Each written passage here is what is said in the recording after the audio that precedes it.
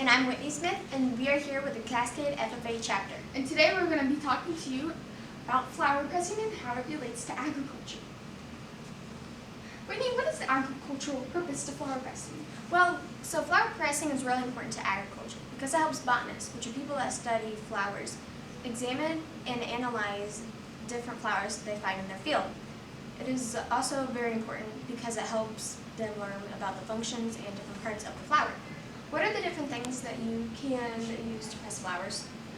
You can use books, cardboard, wooden presses, or just presses you find off of Amazon. It doesn't matter what you get, it just depends on your personal preference. Whitney, why should you press flowers? You should press flowers because they make nice additions to homemade bookmarks, keepsake cards, and really you can use them as gifts. What are all the different things that you can press? You can press multiple different things, mainly greenery, such as flowers, leaves, four-leaf clovers, any kind of flower. So whenever you are using and making a flower press, you want to make sure that you use some safety precautions. So the first thing is whenever you are pressing your flower, you want to make sure that you watch your fingers whenever you press it down. You also want to make sure while building the press and cutting the flowers and cutting the paper, you do not cut yourself. And lastly, whenever you are making your flower press, you want to make sure that you wear some safety glasses so that the sawdust doesn't get in your eye while you are cutting your plywood. Some materials you need are flowers, 2 pieces of paper, some wood, 4 wing bolts, 4 washers, 4 screws, and some scissors to cut the flowers. Some bad examples of flowers are a butterfly orchid or a moth orchid because of the capping in front, which is not flat. Another bad example is the toothed violet. This is the bad example because of the stamen. Whenever you go to press it, it wouldn't work out right. A daylily, for the same reason, the stamen, it wouldn't work out right when you press it. Hyacinthus would not work well because the flowers are clumped together. And the Satasha daisy would not work well because it's white, and once it's dry, the white color will turn brown. Some good examples of flower pressing are. So first the sunflower. This is a good example because it's flat and it has a really nice color to it, so whenever you go to press it, it will look really nice. An African daisy would look really nice, it has a bunch of color to it, and it's also flat. The pansy is a good example as well because it is flat and it has really nice color as well. Forget-me-nots, yes, they're small and a bit tricky to get off the paper, but they would make good for homemade cards and just bookmarks. And lastly, the dandelion. This is another good example because along with the sunflower, it has a really nice, bright, vibrant yellow color, which would make it look really nice whenever you go to press it. These are the steps of how you press flowers. Okay, so step 1, you want to unscrew your winged nuts, and then you want to make sure that you do that. And then after you got that done, you open up your press, and then what you're going to do is you're going to put in the first piece of paper. When she's doing that, I'm going to show you how you cut your paper.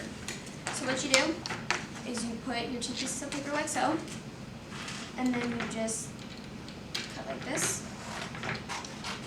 Whenever you use your paper, you want to make sure that you don't use any type of textured paper so that it doesn't mess with your flower, and make sure that you use white paper. Okay, so your next step, what you're going to do is you put your 1 piece of paper down, and then you're going to get the flowers that you want. So today we are going to be using this one, and this one. So this right here is a bad example, but we're just going to show you that for demonstration reasons. So what you do is you go to the stem, and then you just cut the head off from it. So we have that one. And on these, you're going to do the same thing. You just cut the head off from the stem. And then that one as well. Okay, so once you have your flowers cut, what you're going to do is you're going to put them upside down. So you want to make sure whenever you do that you place them out evenly. As you can see what Lorelai is doing right here, she is placing them out evenly so that they don't collide with each other and then mess up the process. Okay, so after you do that, you want to put your piece of paper on top of them. Again, like whenever you go to cut it, you want to make sure that you place it on evenly so that whenever you press it and open it, it doesn't fall out. Once you do that, you want to put the lid on top, and then you're going to start putting on your washers and your wing nuts. You want to make sure that you do that. You don't want to tighten them all the way on until you have all of your wing nuts on. Once you have that, you can tighten them on evenly.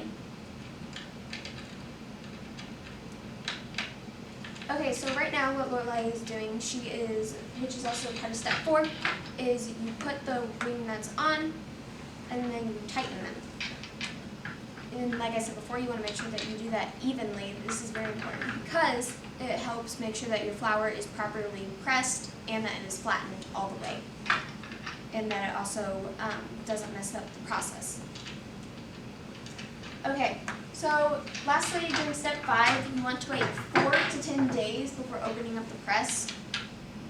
If you open it up earlier than that, it can turn almost like a brownish type of color, and it's not fully pressed all the way. So it still has the moisture and that stuff from the flour.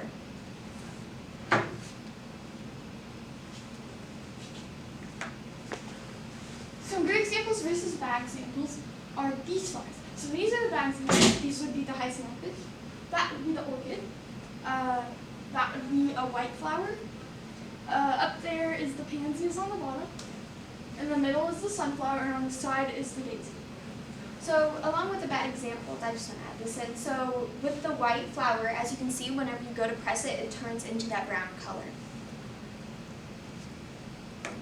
When making the press, we used 2 pieces of wood, which we cut and then screwed in holes so we could put the screws in, then the washers, and then on the bolts to tighten.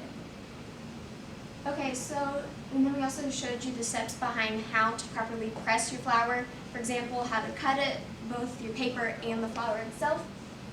We also showed you how to use it and not to use it, with the safety precautions. Make sure that you wear safety glasses while you're making it. That is very important so that you don't get sawdust in your eyes. And we also showed you how it ties to agriculture because it helps botanists study and analyze flowers, and it also helps them learn about their parts and functions. Thank you. Thank you.